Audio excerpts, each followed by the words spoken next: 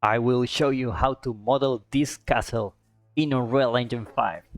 My name is Mao and I have over 10 years of experience doing games where I have worked in companies like Ubisoft. In this tutorial I will guide you step by step until you create this castle. We will model everything inside Unreal. No other tool is required. I will show you how you can model inside Unreal to create the blockout of the castle.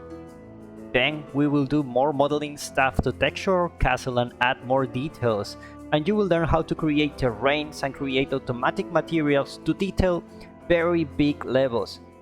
Performance is a big topic in games, so I will guide you on how you can optimize Megascan's assets so that you have a game running smoothly and look amazing at the same time. You will also learn AAA world building skills you can use in any project. And I will share with you my secret technique to detail models inside Unreal to have a hyper-realistic look without even going to another 3D app. If you want to learn, check the link in the description because the first 100 persons who get the tutorial will have a discount. And I will see you in class.